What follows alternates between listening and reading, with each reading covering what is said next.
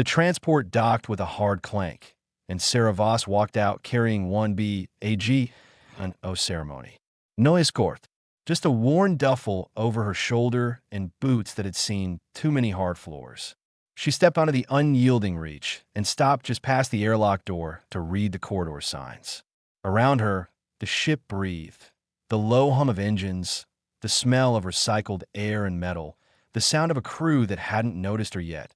Then they did. A Berean trooper near the far wall was the first to laugh. He was growl, wide as a storage crate, skin like old stone, for arms folded across a chest that could stop a vehicle. He looked at Sarah the way someone looks at a wrong delivery. He leaned toward the karate soldier beside him and said something low, and the karate clicked its teeth together in the way their species laughed. Word moved fast on a warship. That'd be why the time Sarah reached the assignment board at the end of the corridor, there were 11 crew members watching her. Different species, different sizes, all of them quiet in the particular way that means they are not quiet at all inside. A Thalosi female, tall, pale-plated, with soft light pulsing along her neck, stepped forward and held out one of her hands. 4 long fingers, each tipped with a hard, transparent claw, thin enough to cut glass. She looked at Sarah's hand and then reached out without asking and took it. She turned it over, studied it. 5 fingers, she said. No reinforcement, no edge. She held Sarah's hand up so the others could see. It is the hand of a hatchling. More laughter. Growls was the loudest. Sarah let the Thalosi hold her hand for a moment, and she took it back. She didn't say anything.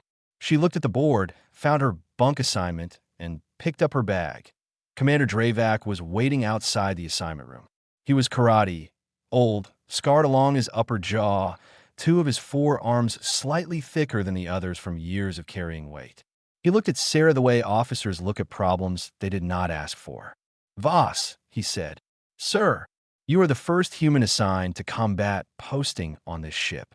He said it without pride, without insult. He said it like a fact that required acknowledgement. I do not know what you can do. Until I do, you are on lower deck maintenance. Filtration systems, corridor seals, equipment checks. Sohano did. Understood. He walked away. That was the whole conversation. She found her bunk in a compartment shared with 2 other lower-rank crew members who were both off shift and asleep. She put her bag down, sat on the edge of the bunk, and looked at the ceiling. The metal above her had scratches in it. Old ones, probably made by someone with claws. She traced one with her eye and then closed them. She had been underestimated since she was 9 years old, IKT9. She was the smallest kid in the Ural Belt's Eastern Work District, where the foundry smoke turned the snow gray and the winters ran long and mean. The other children told her she was too small to matter. The trainers at the circuit told her she was too light to last. Every person who had ever looked at her hands had seen the same thing Dravak's crew saw. Not enough, she had learned, over the years, to let people look. The Thalosi female appeared in the doorway of the compartment. She looked uncertain, which was unusual. Thalosi generally carry themselves with the easy confidence of a species that had never needed to be afraid of much. She stepped inside anyway. I did not ask before I touched your hand, she said. That was not polite. Sarah opened her eyes. No, but I didn't stop you. The Thalosi tilted her head. Her necklight pulsed once, soft blue. I am Lyran, secondary scout, 3rd rotation. So, Lyran sat down on the opposite bunk without being invited. She looked at Sarah's hands again, this time from a distance. They are very warm, she said. I noticed that when I held it. Most species run cooler than that. Earth runs hot, Sarah said. Lyran seemed to think about that. Then she nodded, as if it explained something she had not known she was trying to understand. Later, in the mess hall, Sarah ate alone and listened. She listened to Growl holding court at the long table near the viewport, telling the story of her arrival for the 3rd time, making the hand-holding part funnier each time. She listened to the easy laughter of crew members who had never doubted their place on this ship. She watched how they moved, where they sat, who looked at whom before speaking. She was building a map. She always built a map. On her way back to the bunk, she passed Growl in the corridor. He stopped and looked down at her. He had nearly 2 feet on her and smiled the slow smile of someone who already knew the end of a joke. How long do you think you'll last? He said. Sarah looked up at him. Not afraid. Not angry. Just looking the way you look at a lock before you decide how to open it. Longer than you expect, she said, and kept walking. Behind her, she heard him laugh. She heard him tell someone nearby that he was giving her a week before she asked to be reassigned.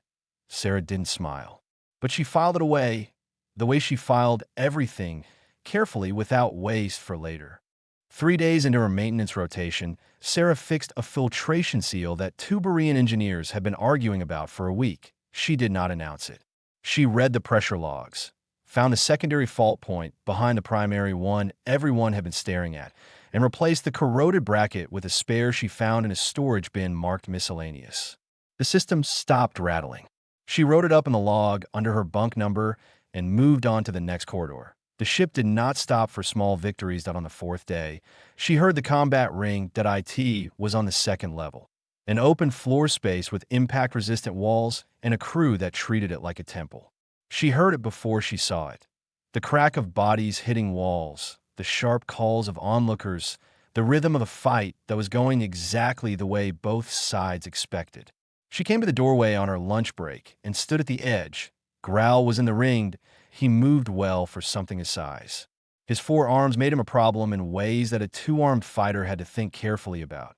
He could block and strike at the same time, come from angles that didn't exist for smaller species. He dropped the karate opponent in under a minute, and the crowd at the edges made noise the way they make noise for someone they've seen do this before. He noticed Sarah at the doorway. The smile came first, then the invitation. Not even words, just the opening of one arm toward the center of the ring. Welcoming, mocking. The whole room shifted to look at her. Sarah handed her lunch to Lyran, who was standing nearby looking alarmed, and walked into the ring. The crew went quiet in that particular way that means they are paying very close attention. Growl rolled his neck. You do not have to do this, he said, not unkindly. He meant it. He was not trying to hurt her. He was trying to illustrate something he believed was a fact. I know, Sarah said. He came at her with about 60% of what he could do, which was still a freight problem. His upper right arm swung wide, and she ducked it and moved in close, because close was where big opponents became hallways instead of walls.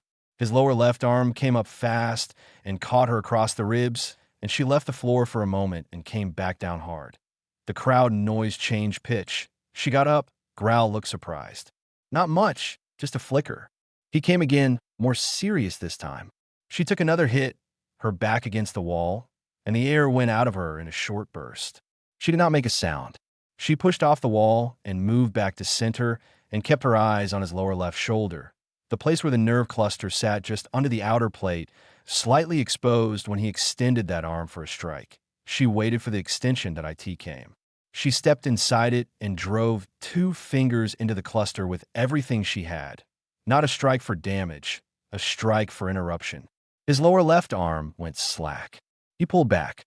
She could see him processing the sensation, numb, shooting from elbow to shoulder, but he did not come again right away. They stood in the center of the ring, both breathing. Growl looked at his arm, looked at her. His expression had changed. Not respect yet. Something earlier than respect. Something that was looking for a category and not finding one. Dravac had not been visible in the crowd. But later, walking back to maintenance, Sarah passed him in the corridor. He said nothing. He looked at her for a moment and then looked at her hands the same way Lyran had, but different. Where Lyran had looked with curiosity, Dravac looked with the eyes of someone revising a number. That evening, Lyran found Sarah in the compartment and insisted on treating the bruise along her ribs. It was large and colorful. Lyran pressed her fingers gently around the edge of it and shook her head slowly. You knew you could not win, Lyran said. I knew what I was going in for, Sarah said. You wanted to show them something. Sarah didn't answer, which was its own kind of answer. Lyran was quiet for a moment. Her neck light pulsed the soft amber it did when she was thinking carefully. Where did you learn to find a weak point like that? Sarah thought about the circuits back home.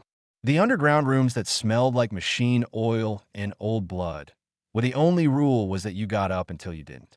She thought about the older fighters who had taken pity on her and the ones who hadn't, and what she had learned from both. Earth doesn't make easy lives, she said. It makes people who know how to survive them. Lyron held that answer for a long moment. Then she nodded, in the careful way of someone storing something important. The next morning, Sarah's name had been moved on the assignment board. Maintenance was gone. In its place, one word: combat roster and announcement. No conversation. Her bunk number simply appeared in a new column. She looked at it for a long moment, then picked up her bag and went to find where the combat crew trained. The distress signal came from a neutral trading station called Verith Post 9, sitting in the contested corridor like a coin balanced on a knife edge that IT wasn't a military target. It was the kind of station that sold fuel and shipped parts to anyone who asked, kept its politics quiet, and survived by being too small to be worth destroying. Someone had decided to destroy it anyway, or at least take it. A Drevithi separatist group had seized the station, locked down 3 docking bays, and taken hostages from at least 4 different species currently waiting for fuel transfers. The Unyielding Reach was the closest compact vessel by 6 hours. Dravac ran the briefing short and hard. The station layout was on the wall screen. 2 main corridors, a central hub, and a network of maintenance passages running under the floor plates. Service tunnels built for small automated drones to run diagnostic cables. The Separatists had set up in the main corridors and the hub. The maintenance tunnels were the only way in that didn't cross their sight lines. He paused on that part of the map. The tunnels were 40 centimeters wide at their narrowest point. He looked at Sarah. Sarah looked at the map.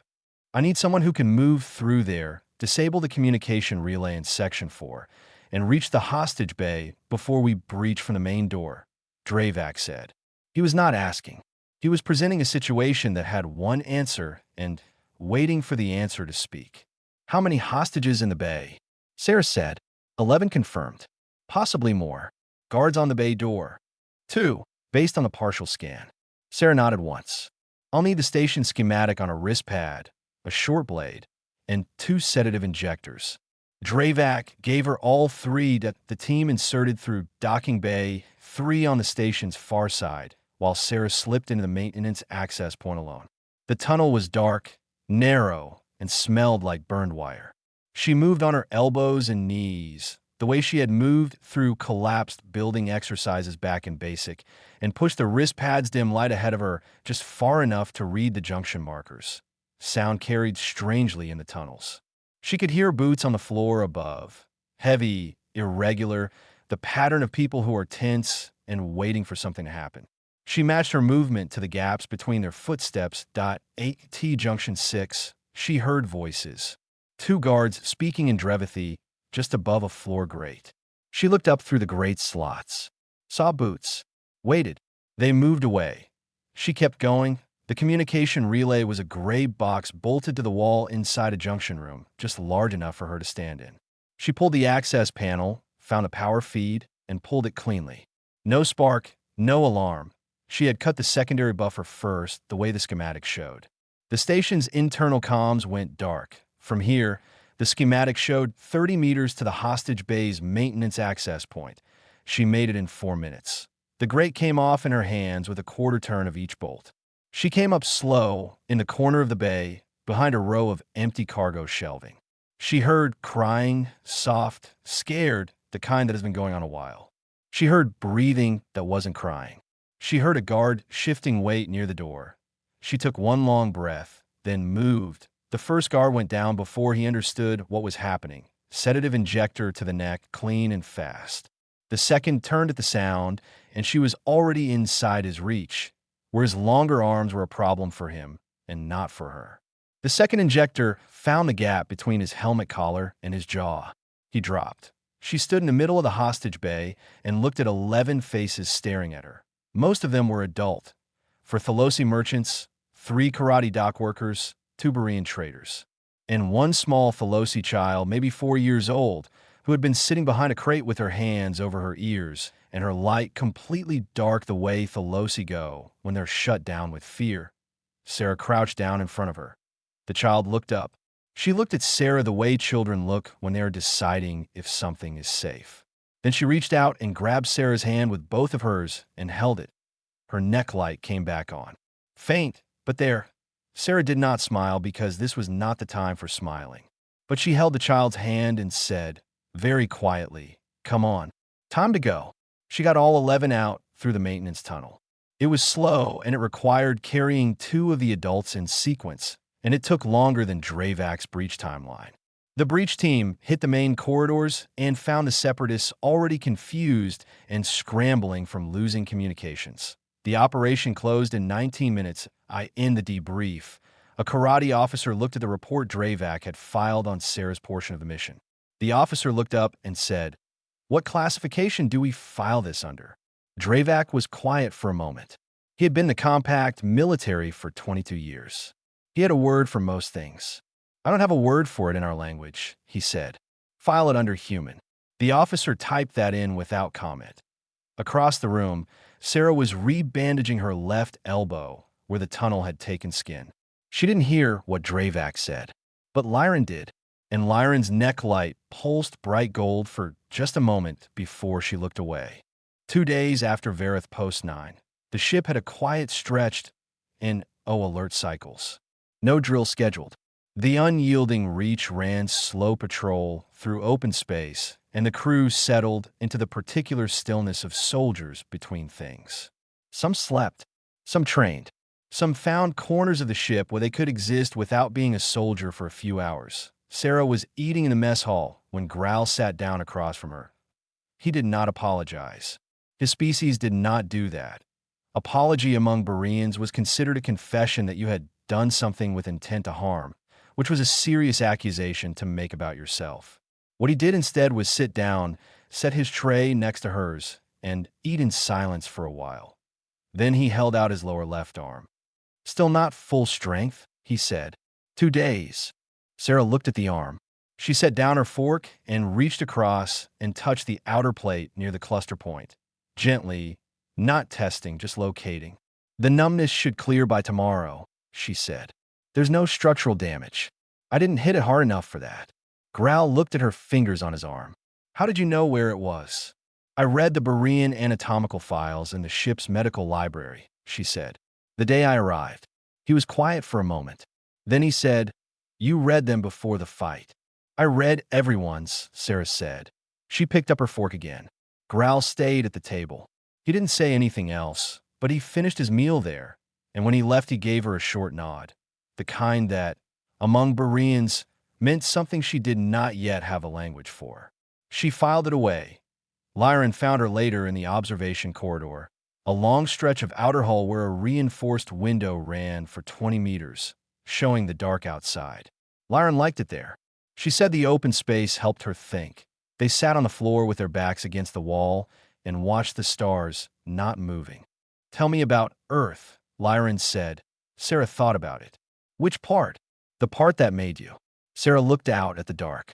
"The Ural Belt, Eastern Industrial District. It's cold there most of the year. The foundries run all year, and the smoke sits in the sky, and when the snow comes it falls gray." She paused. "It's not a beautiful place, but it's very honest. It doesn't pretend to be easier than it is." "Were you alone?" "Not always, but enough." Lyran's neck light dimmed slightly, the amber of careful thought again. "Were you sad?" Sarah considered the question seriously, the way it deserved. "I think I was tired more than sad. There's a difference. Sad people want things to change. Tired people just want to make it to the next thing." "And did you?" "I'm here." Lyran smiled. Thalosi smiles were small, just a softening around the eyes, but Sarah had learned to read them. "Yes," Lyran said. "You are." She was quiet for a moment. Then her light pulsed once, very soft, and she said, "I was frightened when you went into those tunnels alone. I noticed. I did not say anything because I did not think it would help." "It wouldn't have," Sarah said, but not unkindly. They sat with that for a while. Outside, a distant something caught a star's light and reflected it for a second. Some piece of debris or rock, gone before you could name it. Lyran watched the spot where it had been. "I looked up the Thalosi child from the station," she said quietly. "She was traveling with a trade family. She is safe. Sera no dead." The report said she would not let go of the human's hand in the tunnel. The family had to explain to her afterward that you were a soldier, not a creature. Lyran glanced at her. "She thought you were a creature. She said you felt warm like something alive." I am something alive, Sarah said. Yes, Lyron said. But I think to her it meant something different. Something safe. That evening, Tyvek, the young Thalosi medic who had been quietly watching Sarah since the combat ring, appeared at the doorway of the compartment with a datapad. He was nervous in the way young crew members get nervous around people they've decided to admire, which is a specific and slightly painful kind of nervous. I have been compiling information, he said. If you want to see it. Sarah waved him in. He handed her the pad. It was a comparison chart, species by species, measuring hand strength, grip endurance, fine motor precision, and adaptive dexterity. Humans were at the bottom for raw power. For the last 3 categories, they were at the top, sometimes by a significant margin. By every measure, Tyvek said carefully, human hands rank lowest in force output. He pointed to the next column, and highest in precision, adaptability, and fine motor application across variable surfaces. Sarah looked at the chart for a long moment. I know, she said. She handed the pad back. He took it and left quickly, the way people leave when they've said the thing they came to say. Sarah looked down at her hands, calloused, scarred, knuckles slightly swollen from the ring 2 days ago. Warm, as Lyron would say. She turned them over once. Then she put them flat on her knees and looked out the small porthole above her bunk at the dark outside. That a distress call came in at 0300. A compact frigate in the Varith border zone had gone dark without warning. Admiral Sorvain's voice came over ship-wide comms, even and hard. Battle stations. Sarah was already putting on her boots. The compact frigate Sorvain's advance was drifting. No power signature, no response to hails. Hull intact, but dark the way a ship goes dark when everything inside has stopped. The unyielding reach pulled alongside, and the answer came quickly. The frigate had not been destroyed. It had been boarded, crew locked down in sections, systems cut from the inside. And the same Drevithi warship that had done it was still there, running silent, waiting to see if a second compact vessel would come close enough to board as well. They had counted on the compact's rescue protocol. Come to the dark ship.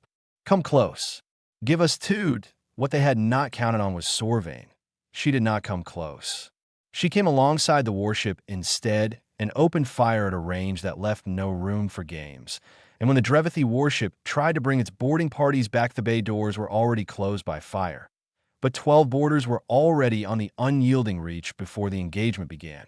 They came in through the lower docking collar. A 6-second window that was enough for a fast team. The ship's internal alert went to red, and the combat crew hit the corridors in body armor and running.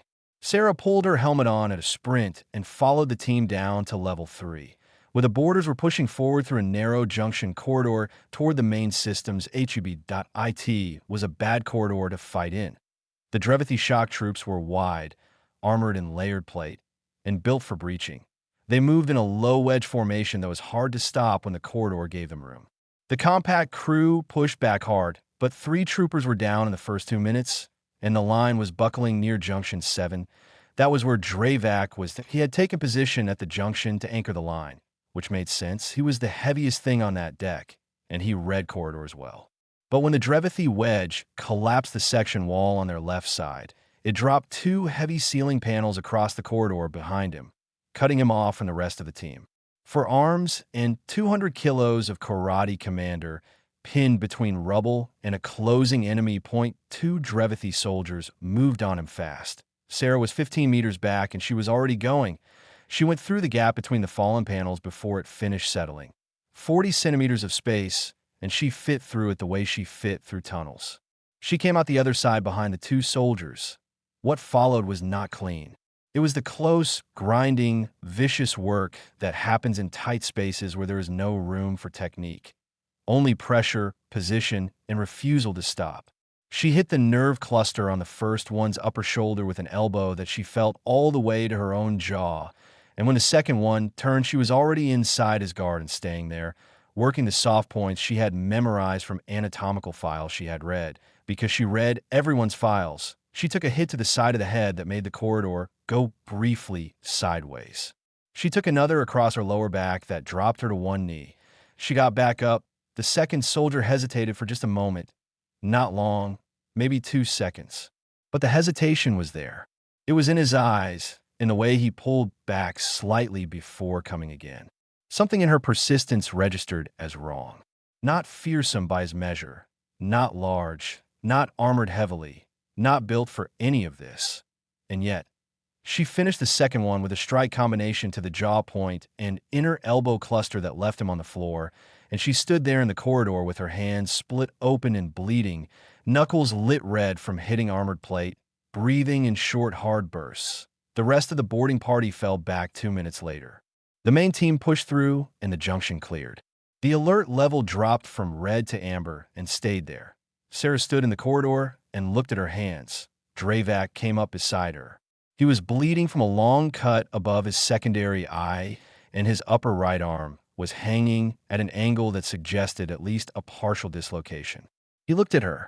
He looked at the two soldiers on the floor. He looked back at her. He said nothing. That he put his largest hand, his upper left, the biggest, the one his species used for carrying things that mattered, on her shoulder. He kept it there for a moment. Then he took it away and turned to assess the corridor. Sarah sat down on the floor because her legs had decided that was where she was going next. She put her bleeding hands on her knees and stared at the wall and breathed. The amber alert light pulsed overhead in its slow rotation, and somewhere in the deck above her, she could hear the ship's systems coming back online. Lyran was the first person to reach her. She came through the gap in the panels. She was almost too tall for it and had to fold herself down awkwardly, and she knelt on the floor in front of Sarah and took her hands and held them. Her neck light went wild. Color Sarah had never seen from her before. "I'm fine," Sarah said. Lyran looked at her split knuckles, looked at the bruise forming across her jaw, looked at her. "I know," Lyran said. "That is what frightens me a little."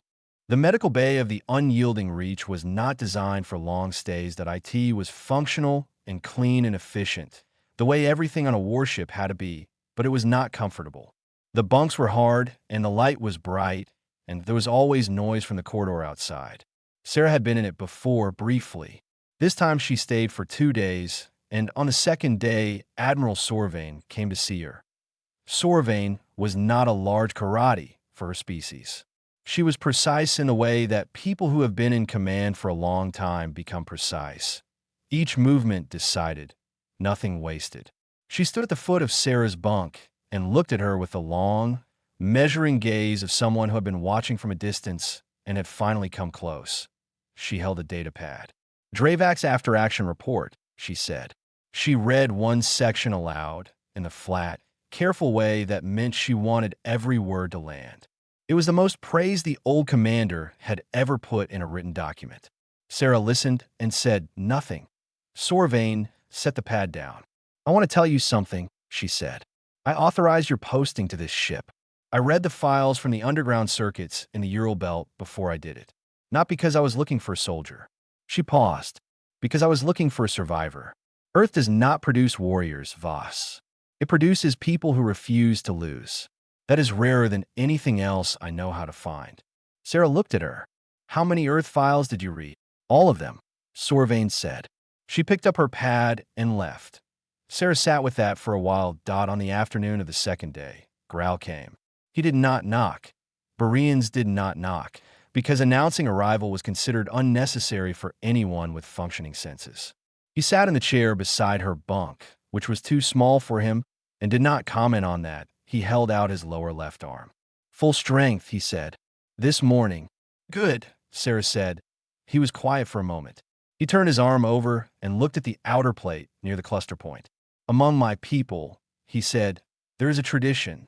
You only study the vulnerabilities of an enemy worth remembering.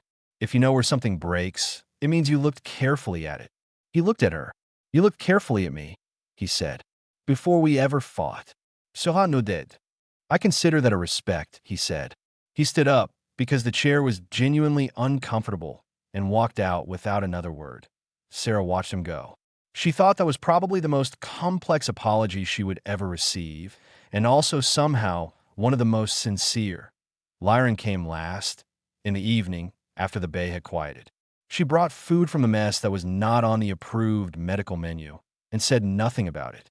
She sat on the floor beside the bunk because she was too tall to sit on the chair comfortably, and for a while, they just existed in the same space without requiring anything of each other. "What will you do?" Lyran asked eventually. "After the contract ends." Sarah thought about it. "I don't know. You have never thought about it.